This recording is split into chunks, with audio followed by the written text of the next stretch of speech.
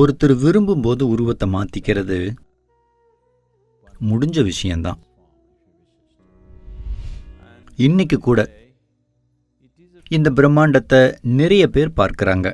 குறிப்பா ஹனுமன் பக்தர்களுக்கு இது தெரியும். மாந்திரிக அறிவியலுக்கு பல அம்சங்கள் இருக்குது. இதுக்குன்னு ஒரு தனி வேதமே இருக்குது.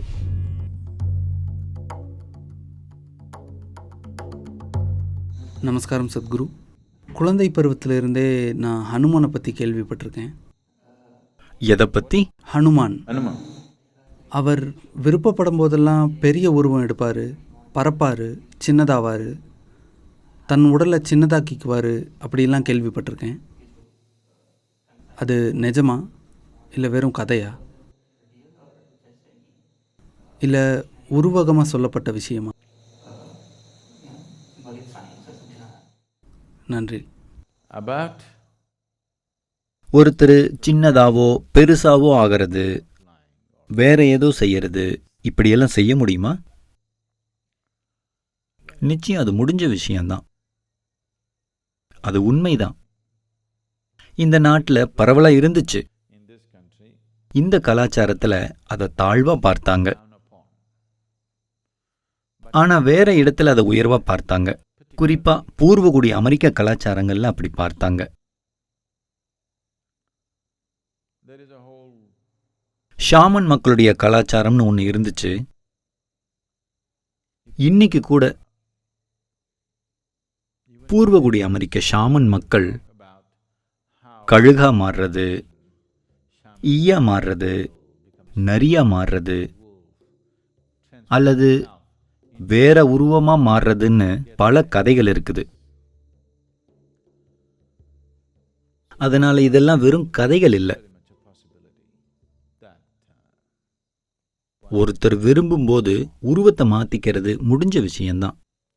தியானலிங்கத்துல ஒரு கற்பலகையில இன்னொருத்தர் போற்றி விரும்பின ஒரு உருவத்துக்கு ஒருத்தர் தன்னை மாத்திக்கிட்டதை சித்தரிச்சிருப்பாங்க. அதை பார்த்துருக்கிறீங்களா? உங்களுக்கு தெரியாதா? மக்கள் அவங்க சௌகரியத்துக்கு ஏற்ற மாதிரி அவங்க ஆசைப்படுற உருவங்களை எடுத்துக்கிறது புதுசும் இல்லை, கேள்விப்படாத விஷயமும் இல்லை. கிட்டத்தட்ட உலகத்தில் எல்லா பகுதியிலையும் இது இருக்குது. குறிப்பா பெருசா விளம்பரப்படுத்தப்படுற ஒரு விஷயம் என்னன்னா, இப்ப எல்லாம் வட அமெரிக்க, தென் அமெரிக்க ஷாமன் மக்கள் பத்தி பெருசா பேசி விளம்பரப்படுத்துறாங்க. ஷாமன் மக்கள் கழுகானாங்க, நரியானாங்கன்னு எல்லாம் சொல்லுவாங்க. இந்த ரெண்டும் அவங்க பொதுவா எடுக்கிற உருவங்கள். அது இங்க நம்ம கேள்விப்படாதது ஒன்றும் இல்லை. ஆனா இந்த கலாச்சாரத்தில் அது தாழ்வானதா கருதப்பட்டுச்சு. அங்க அதை உயர்வா பார்த்தாங்க. ஏன்னா அது ஆன்மீகம் இல்லை, அது மாந்திரிகம்.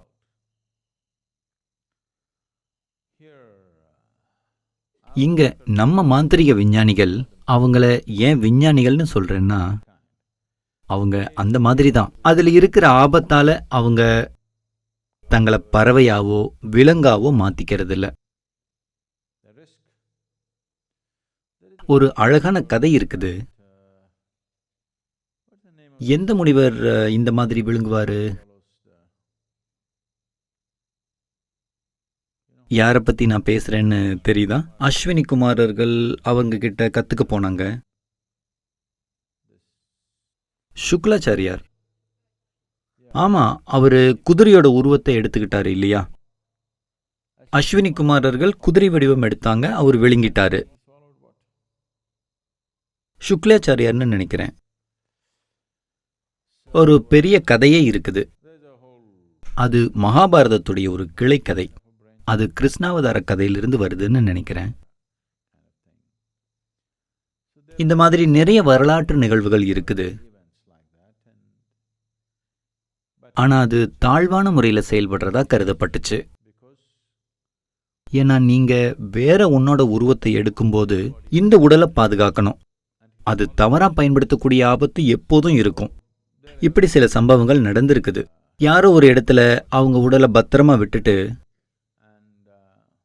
கொஞ்ச நேரம் கழுகா பறந்தாங்க. ஆனா கழுகு திரும்பி வந்தப்போ மனித உடலை காணோம். இப்ப என்ன செய்ய? அந்த கழுகு என்ன செய்யும்? அது இங்க வந்து உட்கார்ந்து நான் ஒரு யோகி அப்படின்னு சொல்லுமா? அது பரிதாபத்துக்குரிய நிலை இல்லையா? நீங்க பறக்க முடியாதுங்கிறதால கழுகா இருக்கிறத பெரிய விஷயமா நினைக்கிறீங்க. கழுகா இருக்கிறது பெரிய விஷயம் இல்ல. அது உயிரை பறந்தாலும் எப்பவும் கீழே தான் பார்க்குது. மேல போய் கீழே பார்க்கறதுக்கு இங்க உட்கார்ந்து மேல பார்க்கறது மேல். உண்மைதான்.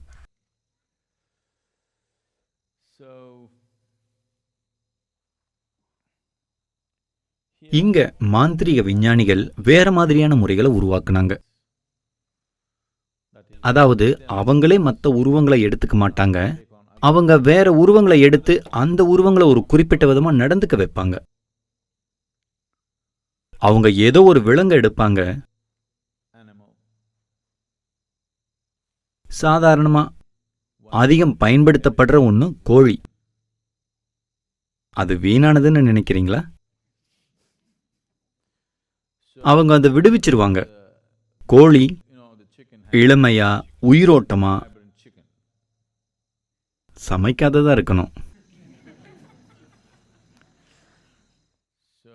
அவங்க கோழியோட உயிரை விடுவிச்சு அந்த உருவத்தை கொண்டு சில விஷயங்களை செய்வாங்க. கோழியோட உடலை எடுக்கிறதுக்கு பதிலா வேற கோழியை நீங்க இயக்குறீங்க. ரிமோட் கண்ட்ரோலால வேலை செய்யற கோழி, புரியுதா? நீங்களே ஒரு கோழியா ஆகிறதுக்கு ரிமோட் கண்ட்ரோலால இயங்குற ஒரு கோழி மேலானது இல்லையா? ஏன்னா நீங்க ஒரு கோழியா மாறுறதுல ஆபத்து இருக்குது.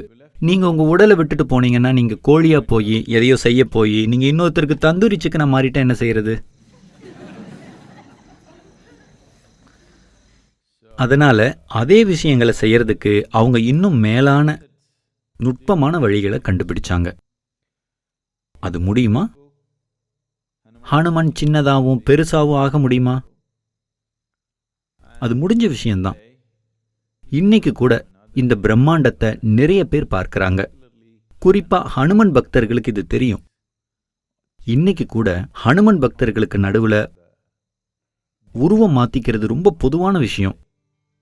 ஏன்னா அவரு அந்த மாதிரி ஒரு பாரம்பரியத்தை உருவாக்குனாரு. ஹனுமன் ஒரு சூப்பர்மேன். கொஞ்சம் வாளும் முகஜாடையும் வேற மாதிரி இருந்துச்சு. ஆனா மீதியெல்லாம் சூப்பர்மேன் தான். அவரு ஒரு சூப்பர்மேன்.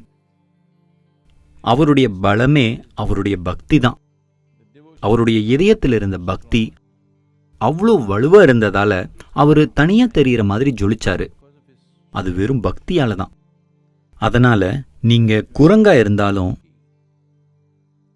நீங்க பக்தரா இருந்தா உங்க குரங்குத்தனத்தை தாண்டி அபாரமான ஒரு தன்மையா ஆக முடியும். அதுதான் ஹனுமனுடைய கதை. நீங்க கழுதையா இருந்தாலும் அது வேலை செய்யும்.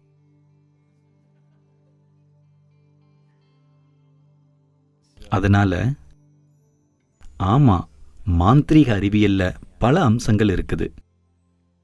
இதுக்குன்னு ஒரு தனி வேதமே இருக்குது. அதர்வண வேதம் முழுவதும் இதை பத்தினது தான்.